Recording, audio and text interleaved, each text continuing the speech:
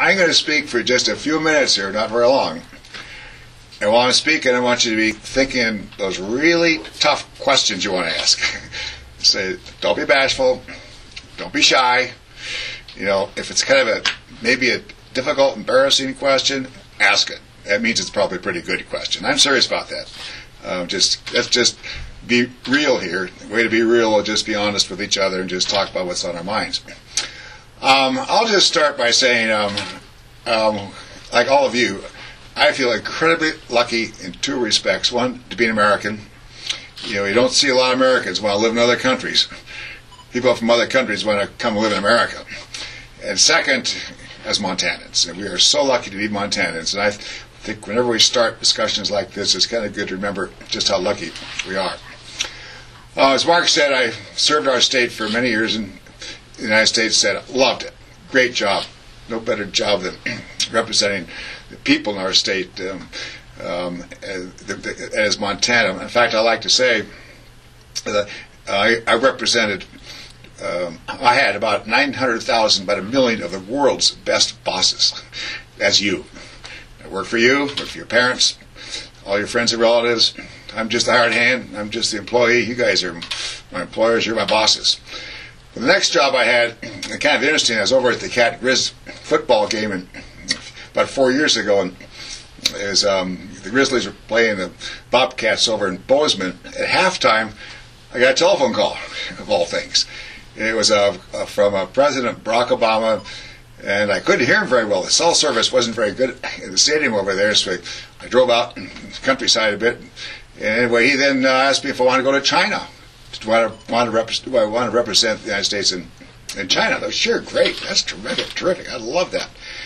So went over there. It's a terrific job. Really liked it so much. A couple of reasons. One, the people, the Chinese people are so energetic. They're so, I mean, it's amazing. Competitive, pragmatic, practical, like to get things done. They're a pretty positive view on life. And they're almost survivalists. They're so competitive. As you know, in Chinese history, you know, the Great Leap Forward, tens of millions of people died, starvation, the Great Leap Forward, and so there's long memories in China among the Chinese people how tough it is to get food and to survive. And I think that's one reason they're so competitive and work so hard. The second reason I like the job so much is because I think it's really important for us as Americans to be thinking about what world's going on over there in China. What are they doing? What's their ambition? What's their goal? What do they want to do? The size of the United States is the same size as the size of China. We're about the same in geographic area. But China has 4 times more people than we do in America. And not too distant future, the size of the Chinese economy is going to be bigger than that of the United States. We're number 1 in the world. We have the biggest economy. China's number 2. In about 15, 20 years, China's going to be number 1. And the real question is, okay, what's China up to? How are they going to work with us as Americans? And that's a fascinating question, and one I think we as Americans have to spend a lot more time thinking about. One other final point, then we'll open it up for questions. When you go to China, you're just totally struck with the scale. It's how big it is. China produces half of the world's coal.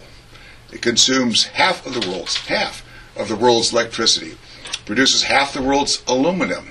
It has more cell phone users than any other country in the world, by far. By 800 million Chinese use cell phones, if you can think of it. And they're going like gangbusters in China. The railroads, man, they put ours to shame. Fast, sleek, 200-mile-an-hour railroads. Quiet as a church mouse, and just always on time. They're all over China. Fancy airport terminals, fancy railroad terminals, and they are amazingly efficient. It's really stunning. So it's a great job. I loved it. I encourage a lot of you to think about studying. You don't have to study Chinese language. If you do, that's even better. But just think about China. And if you have a chance, I'll make this one final point too. Try to travel to China just to see it, so to taste it, smell it, get a sense of it. It's one thing to look on the internet and learn about China. But you don't get that much just by reading and reading about China on the internet. Much more by going there. And if you can't go to China, I do encourage something else, and that's just travel. I don't care what your teachers say. I don't care what your parents say. When you graduate from high school, maybe you're in college, next 4 or 5, 6 years, go overseas, travel, and just get around. I did that, and I'm standing here right now in significant respect because when I was a college student, I went to an overseas campus and then hitchhiked around the world with a knapsack on my back, a handbag, for 1 full year, Europe and Africa and Asia. And boy, I saw a lot. That opened up my eyes to an awful lot that's going on in the world, including China. And I just think while you have the chance, that is the next 3 or 4 or 5, 6, 8 years, do it. Because you won't have a chance after that. You'll be tied down. You got a job, you got kids and married and all those kinds of things. So just, anyway, travel. You just opened your eyes. You see a lot. And that just, talk now about China. We talk about North Korea. That's always in the news a bit. So I'm just so happy to be here talking to you guys. It's a lot of fun.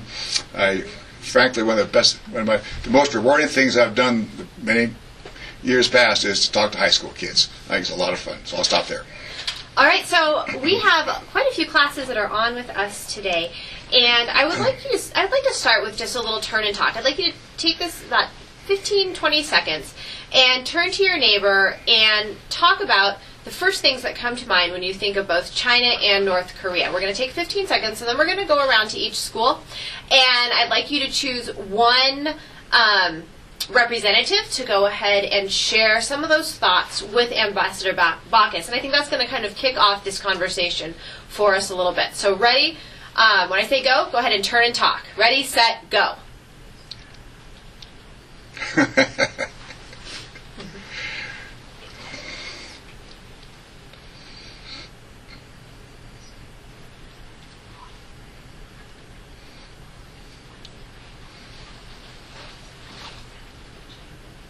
Also, I know that we have some people on the live stream, and if you have any questions, well, I might do. Yeah, Ellie, I might do.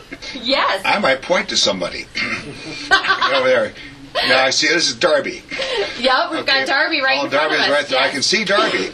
I can't see the other classes right now. We'll see other classes a little later. Yes. And unfortunately, there's a lady in the front who's got a blue sweater on. It stands out quite a bit. Well, are you in the front row? I'll let you think a little bit. 2 behind you is a lady in a pink shirt.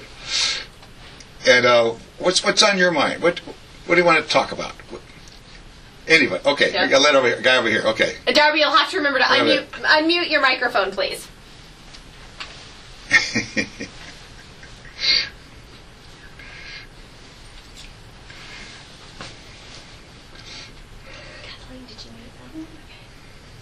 Darby, you're still muted.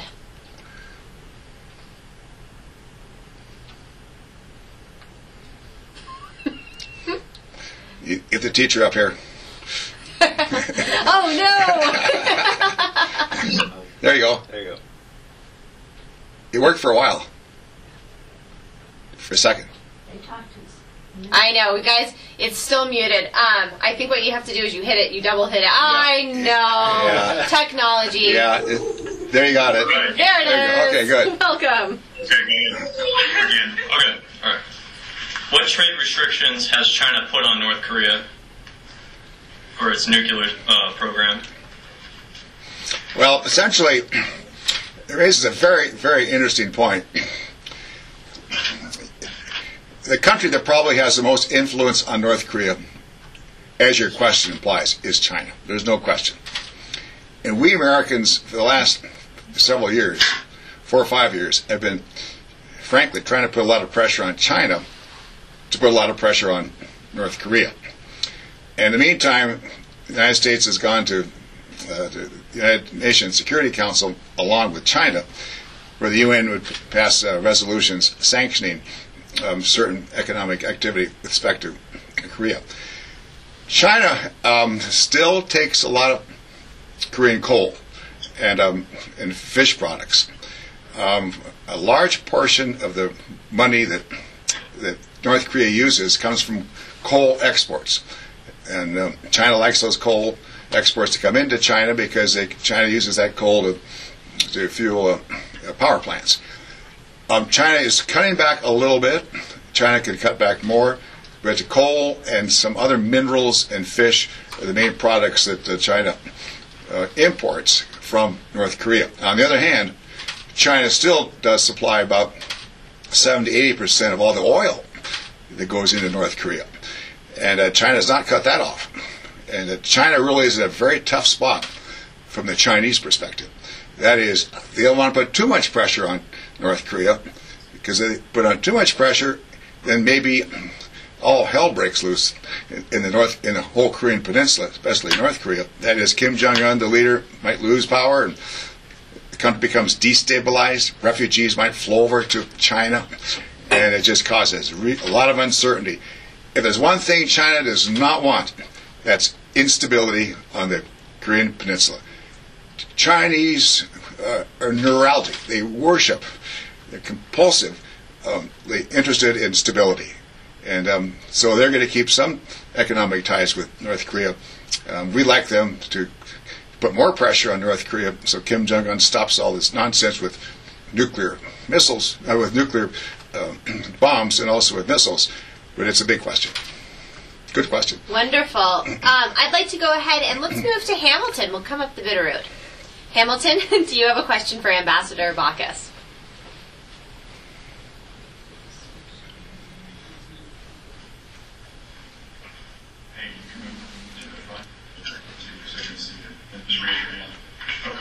I don't know if my question's good, though. Oh, it's a good question. It's a great question. Ask it. Oh, God. You can hear me? You've already asked the question. I heard it. Ask the question. Okay. How does China deal with and feel about the political issues going on between North Korea and America? Well, I'll tell you what China does right now. This is the standard Chinese line. Kim Jong-un, North Korea, China says, that's not too much our problem. That's your problem.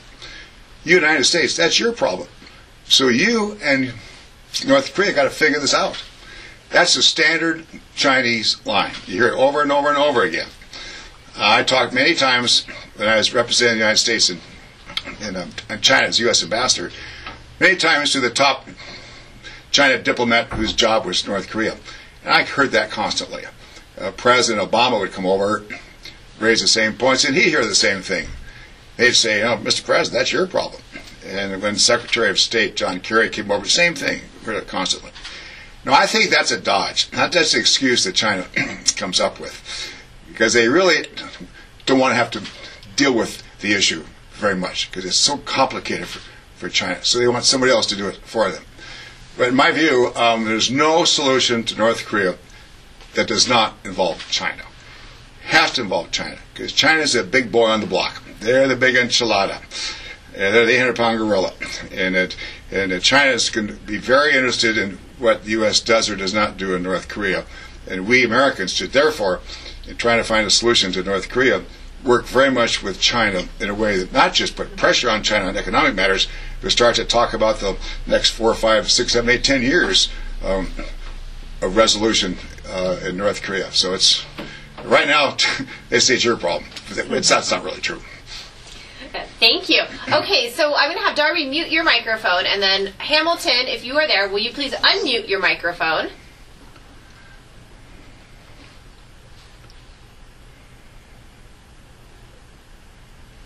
Okay, we're going to go ahead and move over to Bozeman. Bozeman, what questions do you have for Ambassador Baucus?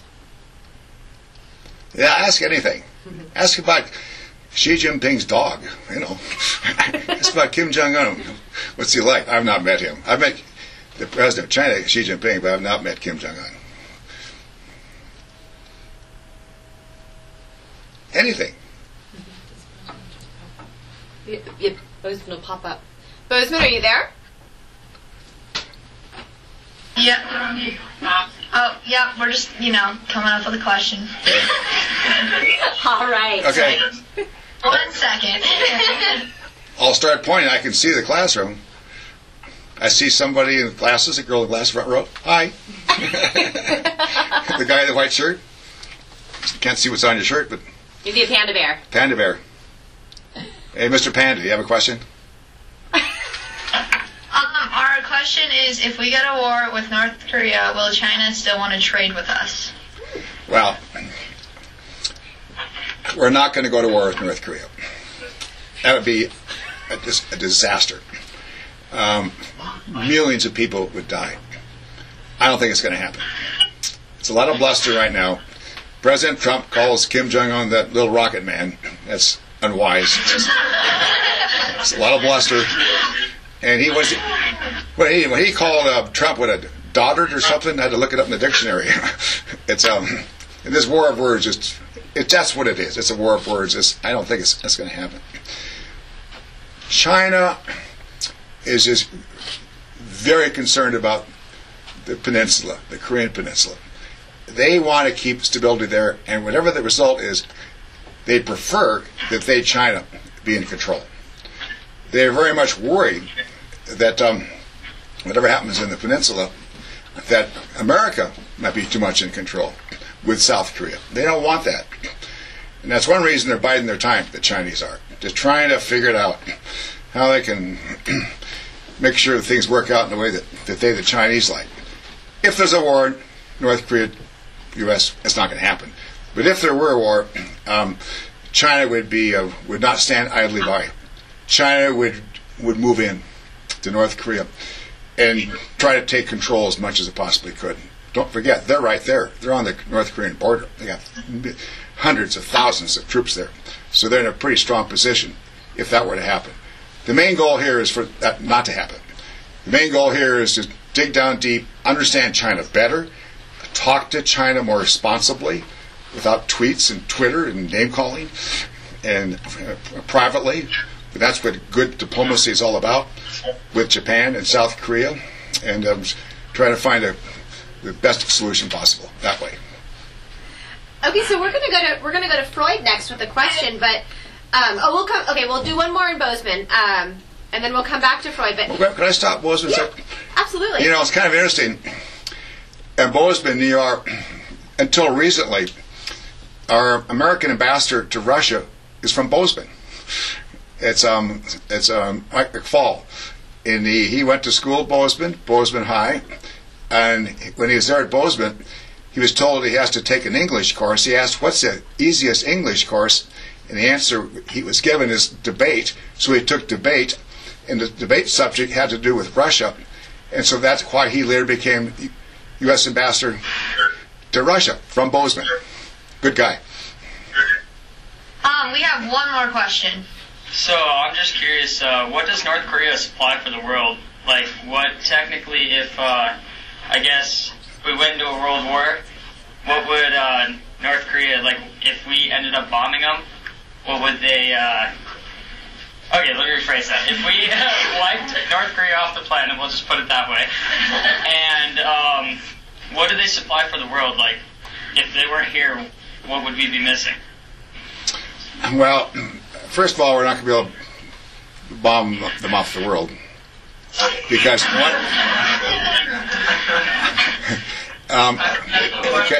if military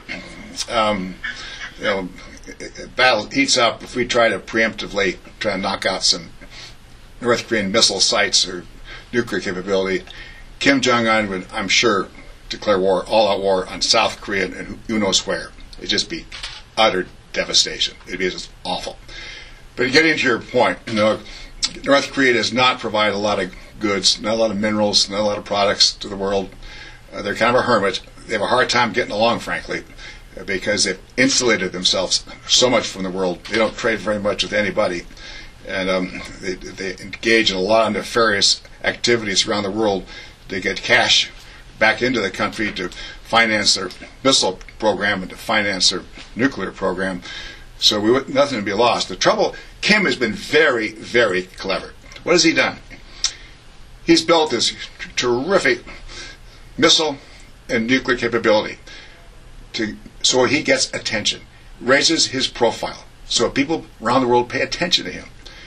He is not going to do what Gaddafi did in Libya. Gaddafi did a deal with the United States where Gaddafi would back off with his nuclear program so that Gaddafi in Libya could start economic trade with the United States. Well, it didn't work out that well for him. And Kim's going to make sure that he stays atop of his missile and nuclear program, and to the point where he clearly becomes a nuclear power, and only then, in my judgment, will he start to talk in a reasonable way with other countries, also other nuclear powers. Remember, Pakistan's a nuclear power. So is India, China, Israel, U.S., Russia, and we talk to each other. And I think we're going to get to the point where Kim becomes a nuclear power. Then we're going to have to talk with him. We're going to have to encourage him to be civil and want to deal in the world and join what's called the Non-Proliferation Treaty, lots of nuclear treaties, and with the assurance that he's not going to be toppled. He's going to want the assurance that we're not going to try to go in and assassinate him. The fancy term is regime change. If he's assured there's no regime change, then he might want to start talking. To me, that's the most rational outcome for all of this. Wonderful. Freud, are you ready with your question? Yes, we are. Hi there. Can you hear us? We sure can. Yeah, thank you. Can you hear us? Yeah. Okay, good. When you went to China, what was your favorite thing? Oh gosh, it's just the challenge, the necessary challenge of working it out, U.S. and China. There's a very interesting book by Henry Kissinger. It's called On China, written about 5-6 years ago. And he in that book talks about something called the Thucydides trap. A Greek historian, Thucydides, wrote about rising powers meeting established powers. And I think it's very relevant today. The United States is the established power in the world, China the rising power. And not too many years from now, China's going to be a country not only whose population is much larger than the U.S., but whose economy is larger than the U.S. And they're starting to feel their oats. They're starting to get a little bounce in their step. And they're starting to feel pretty confident about themselves in the future with a very different culture and different form of government. So what struck me the most over there, what I liked the most over there, was just grappling with that challenge, because I think it's critical in dealing with, for Americans to become much more aware of, so that we can, our kids and our grandkids are better assured of a better life and a higher standard of living than otherwise would be the case. And also, the second is the Chinese people. They're so upbeat, basically, they're competitive, it's infectious. I think the Chinese people have a more positive outlook on their future than we Americans do on ours. It's because they've come so far.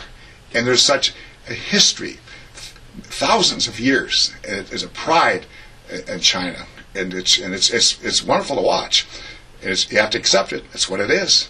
And we Americans have to just, okay, that's China, we're America, and let's figure out how we work with each other, because that's going to be one of the biggest questions we're going to face, and you're going to face as high school students next 10, 15, 20, 30, 40 years from now. That's wonderful. Freud, do you have any other questions for Ambassador Baucus? Let's see, China takes a little bit of American agriculture products. They take some of our wheat. We're trying to get China to take American beef. I worked on that constantly when I was over there. And China just did announce, okay, they're going to start taking some American beef. But they take Australian beef and European beef, but I think they're now going to start taking American beef. And that'll be good, too. That'll help our livestock operators. Thank you. Yeah. Thank you. I'm going to move to Hamilton. Hamilton, I'd like you to get prepared, but before we go to Hamilton, I have one from the live stream from a school that's watching on the live stream, and they're curious about some of the environmental impacts with China, and they had heard that recently China has started to maybe crack down on some of the factories, right, and they were wondering if you could comment on that. Yeah. No, it's really true. There are huge environmental problems in China. Beginning about 20, 30 years ago, one of their their president back then was a guy named Deng Xiaoping. And for Deng Xiaoping, hey, let's open up. Let's be competitive. Let every man be a millionaire. I mean, it was very market-driven and with virtually no controls. And sure, there are a lot of millionaires. In fact, there's over 600 billionaires in China today. So all these plants were built and export a lot of products, paid virtually no attention to the air, virtually no attention to the water, the groundwater, or surface water. It's a mess. China, of late, has started to focus on pollution. They have to. It's so bad at times. Air and water. And they're doing it because the people are asking for it. If you're really interested in air pollution in China, there's a fascinating documentary. You can find it. I think it's YouTube. It's called Under the Dome. Under the Dome. One of the best documentaries I've ever seen. Better produced than any other. It's like Steve Jobs, only better. It's really good. Documenting the terrible air pollution that's in China. Well, now, with President Xi Jinping, his main goal is to keep control. The Communist Party wants to maintain control. Party involvement is so important, and control is everything. They're starting to control more and more and more and more in Chinese society. And one of the ways to keep people happy is to start cleaning up the air, clean up the water. He's kept people happy by making sure they get jobs. But now the Chinese people have more income. They're starting to think about, hey, let's do something about all this air pollution, this water pollution. And so it's happening. And it's going to be very interesting to see how far they go. I think they'll do pretty well in cleaning up air and water. Why? Because when they set their mind on something, the Chinese government, they get it done. They just get it done. It's a very efficient country that way. In fact, they think this. They think their form of government, it's called socialism with Chinese characteristics, is far superior to our Western democracy. You talk to government officials over there, and they say, hey, look how far we've come in China. We've grown so much. It never would have happened if we were a democracy. It never would have happened. You know what? They're probably right. It wouldn't have happened. And they think they're the model for developing countries. Socialism, where one party control and just dictate what is not going to happen.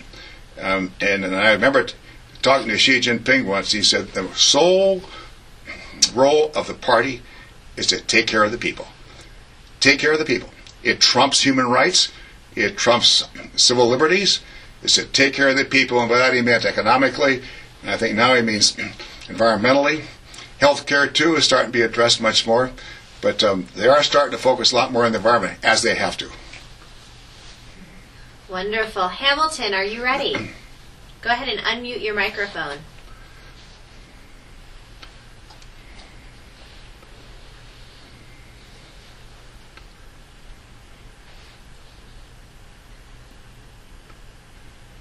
Mrs. Mason's class, are you down? Are you there? Mrs. Mason's class, if you're having trouble with your sound, you can also type go to the website and join the link and go ahead and type in. Well, they can go to the link, the stream, and type in. Let's go ahead and move back to Darby. Darby, you had some phenomenal questions earlier. There you are. Okay. I heard you were a runner. Sorry? And I heard that you were a runner, and I was wondering how your recovery was after hitting your head in a 50-mile marathon held in Washington, D.C. I'm sorry. I didn't hear it all. Could you ask the question one more time, please? Okay. I heard you were a runner, and I was wondering, how was your recovery after hitting your head in a 50-mile marathon held in Washington, D.C.? Well, yeah, that's true. There's something called the JFK 50. I ran that one year. And about 12 miles into it, a real rocky trail, I fell down, hit my head pretty hard, blood everywhere. But I kept running, finished it. And about 2 days later, my son would say, Dad, why are you always dragging your left leg? And then he'd say, why are you walking around like an old man? And I'd give a talk out in Arizona, get off the plane, and a lady working for me said, I'm taking you to the hospital. You just can't function. And I said, no, I can talk. Let me give my little speech. and then we'll go to the hospital. I went to the restroom to change into speaking clothes. I couldn't tie my tie. I couldn't button my shirt. I couldn't do anything. Okay, let's go to the hospital. Long and the short of it is, I had what's called a subdural hematoma. That's a big word for not much. Basically, because I was hit hard, fluid would start building up inside my head next to the brain. It pushed my brain way off the side, so I had 2/3 normal brain. And people knew I didn't have much of a brain anyway. And then they put 2 holes in my head and drained it. I always knew I had holes in my head too.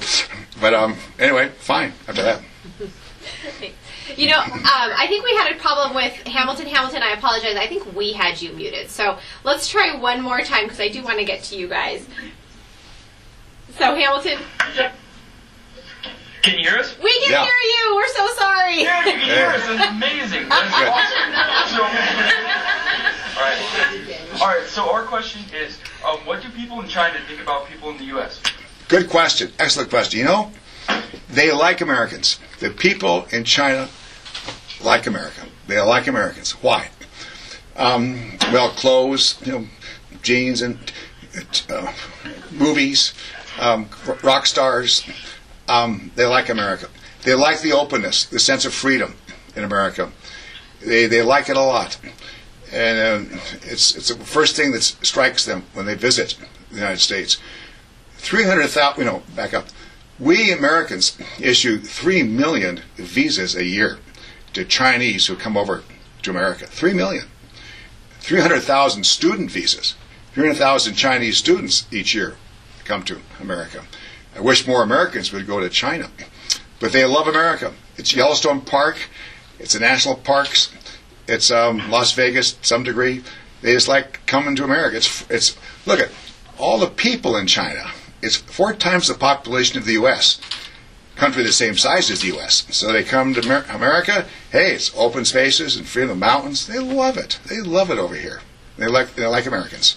It's just the government is really pushing hard to get more control over the Chinese people, pushing back on internet so there's Chinese people have less internet availability, and it's kind of closing off China a little bit that way. More. So that's they got to face that, but they like America a lot. Okay, cool. Thank you. You bet. Thank you. Are we good? Hamilton, do you have any other questions? All right. I do not, but the bell just rings, so we gotta go. Okay. Okay. Bye. We'll see you. I'm so glad we caught you before Good the luck, bell. guys. Just go for it. Good luck. See ya. Okay, now we're going to go ahead and move back down to Darby. Darby, I'm sorry to cut you off earlier. I have a question that's along with your previous outdoor activity. Not too many of the kids know that you're really comfortable in the mountains and hiking. In fact, I met you once on the Dawson-Pitamakan Trail, and we had a short station. Yeah. And I spent some time this summer at Sperry and the Grand Park Chalets. I was wondering in your retirement if you're going to get involved in rebuilding or restructuring any of those national parks. I think the kids here are really interested in your view on what's going on outdoors with respect to the fires and everything, and kind of what you're going to do in your retirement, too. Well, it's true I'm no longer in public service. I'm not representing our state in the Senate and not representing our country in China. But I'm not retired in the private sector. Frankly, I'm helping to advise a couple of companies, a couple of Chinese companies, a couple of American companies. I'm trying to do what I can in that capacity to help the U.S.-China relationship. I'm also setting up in Missoula a public policy institute, encouraging high school age students primarily to go into public service, setting up fellowships and scholarships and so forth. With respect to the outdoors, it's just doing what I can just to help maintain our open spaces and our public access to streams and lakes, etc.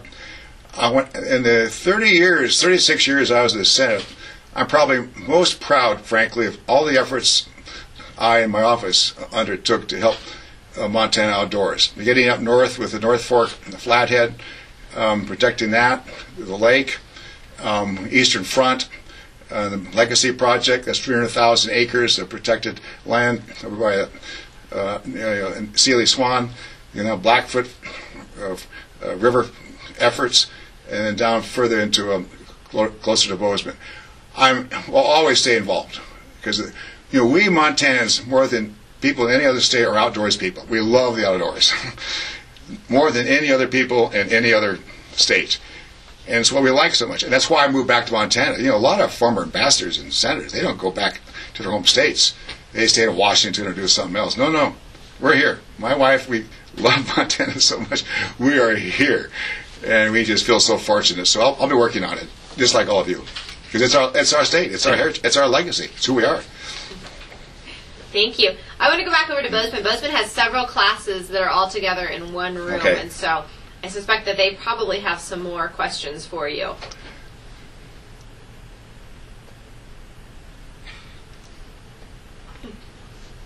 Okay. Hi. Hi. My question is how much debt is America in with China, and what does that mean for the American economy? This question comes up a lot. It's a good question. China has pursued an export policy. By that I mean they made a lot of stuff, a lot of products, TV sets, cars, cell phones, you name it, and export them overseas, a lot to America. And Chinese have built up these big, large amount of foreign exchange reserves. It's getting close to $4 trillion. It's a lot of money. And they hold lots of other countries' currencies in that foreign exchange reserve. Now, technically, I've forgotten the exact percent, but the percent of U.S. treasuries that China holds is pretty low. It's less than people think. It is true, however, that China has holdings in, student loan debt, mortgage loan debt, and other forms of securities. But China never uses that leverage. During the time I was there, I never heard one word about, you better watch out. We'll start selling that stuff. The reason is because if they start selling it, it hurts China. With all the talk about tension between the U.S. and China, we are really closely bound in many, many deep, profound ways. One is trade. We trade so much back and forth, U.S.-China. We depend upon each other so much, U.S. and China. UN, for example, we are in the same boat with respect to North Korea. Both of us, U.S., China, are very worried about that guy Kim Jong-un up there over in North Korea. So we're really close together, and so the main interest in China building up its foreign exchange reserves, close to $4 trillion, is they're using that to build lots of stuff in China. There's this big project that's called One Belt, One Road. It's massive. It's building roads and bridges and ports across China and over into East Asia and around India and the Gulf Coast and so forth. That's the real concern, is all the power that China has with all the money they have, not that they're going to cause havoc because they own a good bit of U.S. debt. Thank you. Bozeman, do you have another question for Ambassador Baucus? All right. Regarding demographics in China, what is the disparity between the rural and urban areas and the wealthy and the poor, and how do you expect that will change with the pace at which China is becoming a great world power? Well, that's a very good question. Generally, Eastern China, that is the coastal provinces, are much more wealthy than are the western provinces way out in the western part of the country. The income gap, that is the disparity between the most wealthy in China and the least wealthy, is as great, if not greater, than the income gap in the United States between our most wealthy and our less fortunate. It's a problem that China is starting to address. In fact, it's really interesting. Just a day or two ago, at the 19th Party Congress over there, Xi Jinping and the top government officials indicated that one of the big they call the word contradictions in China is just that point between the wealthy and the less wealthy.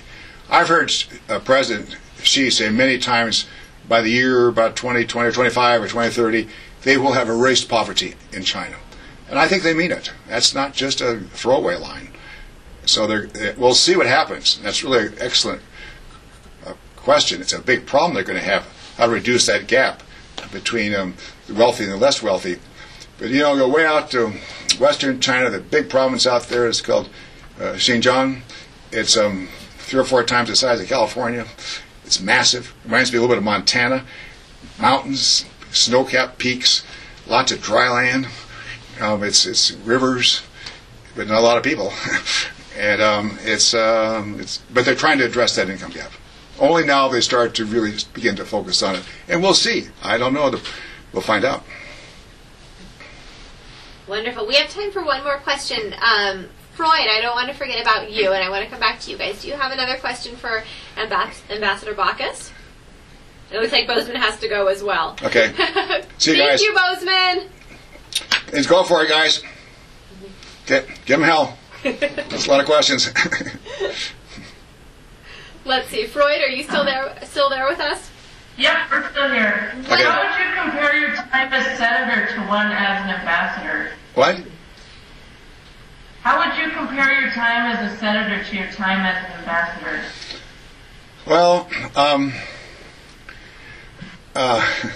they're very different in some respects, but not in another. The similarity is still a hard hand.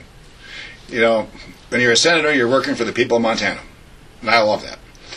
When you're an ambassador, you're working for the people of the United States. And I love that too.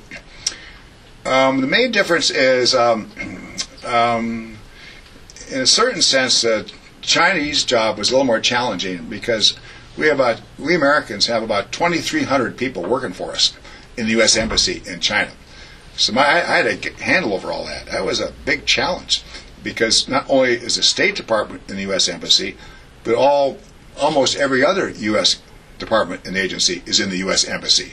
Say, Department of Energy has people working there. FBI, Department of Defense, Health and Education Welfare, you name it, they're there. And so I had to help. One of my main jobs is to coordinate all that.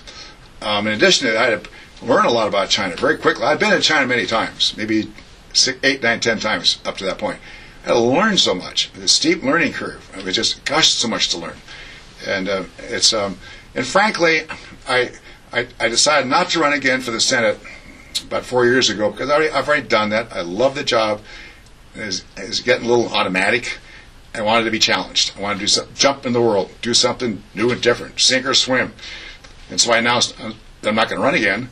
And then 2 months later, I got this call from President Obama asking me if I want to do this. And I jumped at the chance. And I like working on the relationship U.S.-China. It's a big geopolitical question, and I like that kind of stuff. It's just fascinating. And I did my best to earn the trust of Chinese people, Chinese government. And how would I do that if I did? I would do it by just being candid, being honest, asking them honest questions, not just sitting there and listening to them, and ask kind of challenging questions like, okay, China, what's your intention here? You're growing so much, pretty soon you're going to be an economy bigger than ours. What are we to think? Look what you've done in the South China Sea, all those islands you built up down there. That's not good. You did that against international law. So what are we to think? So I felt one of my best uses of myself was to ask these questions, and not in a negative way, not in a personal way, but in a constructive, positive way, because they're honest questions. I urge everybody who came over, U.S. government officials, U.S. private enterprise folks, same thing. Be candid, get engaged, ask questions, because this relationship is so important. So that's the difference between my Senate job, and the China job. Ambassador Baucus, we are almost out of time, and I want to first thank the students. I've had a lot of people on the live stream that have commented and said what thoughtful and what insightful questions the students of Montana are asking today. And then I've also had quite a few people say thank you. Thank you so much for coming to the studio today. And thank you, Montana. You guys got the whole world ahead of you. So I'm just saying, go for it. I like it. Go for it. Just trust yourself. Trust your instincts, because there's only one you. So you trust. Okay. Well, thank you so much. Wonderful.